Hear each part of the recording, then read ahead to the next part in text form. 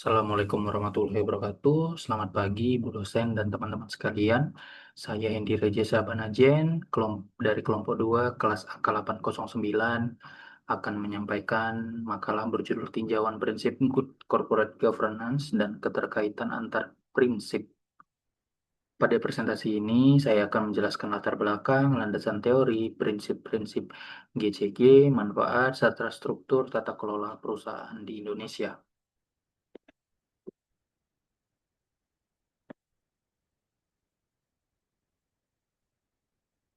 Presentasi ini terdiri dari 4 bagian utama. Pertama, latar belakang dan tujuan. Kedua, landasan teori berupa teori keagenan dan asimetri informasi. Ketiga, definisi serta prinsip GCG. Terakhir, keterkaitan antar prinsip, manfaat, penerapan, dan struktur tata kelola perusahaan di Indonesia. Pentingnya GCG semakin terlihat ketika berbagai skandal korporasi global seperti Enron dan WorldCom serta krisis moneter Asia tahun 1997 hingga 1998. Peristiwa tersebut menunjukkan dampak lemahnya pengawasan, konflik kepentingan, dan rendahnya transparansi. Pada era modern, globalisasi pasar modal, transformasi digital, perhatian terhadap ESG, dan perkembangan regulasi semakin memperkuat kebutuhan akan tata kelola perusahaan yang baik. Pembahasan ini diarahkan dalam menjawab 5 hal, yaitu landasan teoritis GCG, definisi dan ruang lingkupnya, prinsip-prinsip GCG beserta keterkaitannya, manfaat penerapan GCG, serta struktur tata kelola perusahaan di Indonesia. Tujuannya adalah memberikan pemahaman yang menyeluruh mengenai GCG, baik dari sisi teori maupun penerapannya. Landasan pertama adalah agensi teori atau teori keagenan. Pemisahan antara pemilik sebagai prinsipal dan manajemen sebagai agen dapat menimbulkan konflik kepentingan serta biaya keagenan. GCG diperlukan untuk menyelaraskan kepentingan keduanya melalui pengawasan dan pertanggungjawaban. Landasan kedua adalah symmetric information. Manajemen umumnya memiliki informasi yang lebih lengkap daripada investor dan publik. Kondisi ini dapat menimbulkan adverse selection dan moral hazard. Karena itu, transparansi menjadi penting untuk memperkecil kesenjangan informasi. Secara umum, good corporate governance adalah sistem yang mengatur hubungan, hak, tanggung jawab, serta proses pengambilan keputusan antara manajemen, dewan, pemegang saham, dan pemangku kepentingan lainnya.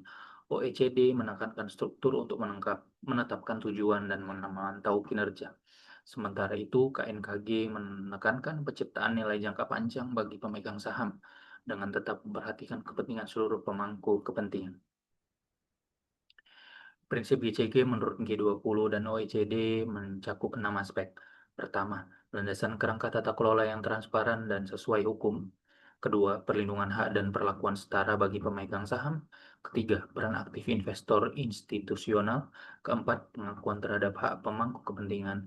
Kelima, pengungkapan informasi yang tepat, waktu, dan akurat. Dan keenam, tanggung jawab dewan dalam mengawasi dan mengarahkan perusahaan berdasarkan informasi yang memadai. Di Indonesia, prinsip GCG dikenal dengan singkatan tarif. Transparansi berarti keterbukaan informasi yang akurat dan mudah diakses. Akuntabilitas berarti kejelasan fungsi dan pertanggungjawaban setiap organ perusahaan. Responsibilitas berarti kepatuhan terhadap peraturan dan prinsip korporasi yang sehat. Independensi memastikan keputusan bebas dari benturan kepentingan. Dan terakhir, fairness atau kewajaran menekankan perlakuan yang adil terhadap seluruh pemangku kepentingan. Kelima prinsip tersebut tidak berdiri sendiri, tetapi saling mendukung. Transparansi menyediakan informasi sebagai dasar pengawasan, akuntabilitas mengubah informasi tersebut menjadi pertanggungjawaban yang jelas. Responsibilitas memberikan batas hukum dan etika. Independensi menjaga objektivitas pengambilan keputusan. Seluruh proses tersebut bermuara pada fairness, yaitu terciptanya perlakuan yang adil bagi pemegang saham dan pemangku kepentingan. Penerapan GCG memberikan manfaat bagi berbagai pihak. Bagi perusahaan, GCG dapat mendukung kinerja, mempermudah akses modal, menjaga keberlanjutan usaha, dan mengurangi konflik kepentingan. Bagi investor, GCG memberikan perlindungan investasi, informasi yang lebih andal, dan kepastian dalam mengambil keputusan.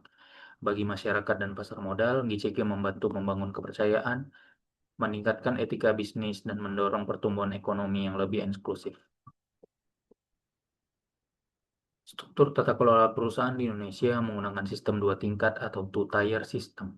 RUPS menjadi organ yang mewakili pemegang saham, direksi bertanggung jawab atas pengurusan dan pengelolaan perusahaan, sedangkan Dewan Komisaris melaksanakan pengawasan dan memberikan nasihat kepada direksi.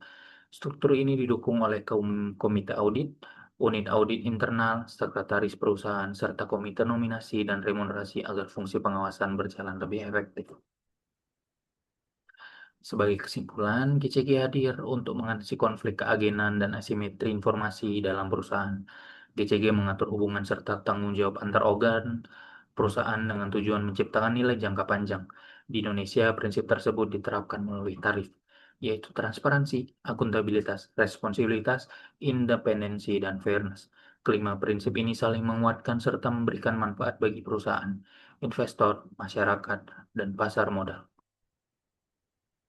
Materi dalam presentasi ini disusun dengan mengacu pada literatur mengenai corporate governance, pedoman OECD dan KNKG, peraturan mengenai perseroan terbatas, serta berbagai regulasi yang berkaitan dengan tata kelola perusahaan di Indonesia. Demikian presentasi yang dapat saya sampaikan. GCG bukan sekedar pemenuhan formalitas regulasi, tetapi merupakan fondasi penting untuk membangun kepercayaan dan menjaga keberlanjutan bisnis. Terima kasih atas perhatiannya Ibu dosen dan teman-teman sekalian. Mohon maaf apabila ada kesalahan dalam pengucapan ketika persentase dan tutur kata yang salah dan tingkah laku saya yang kurang mengenakan bagi semuanya. Saya akhiri, terima kasih dan wassalamualaikum warahmatullahi wabarakatuh.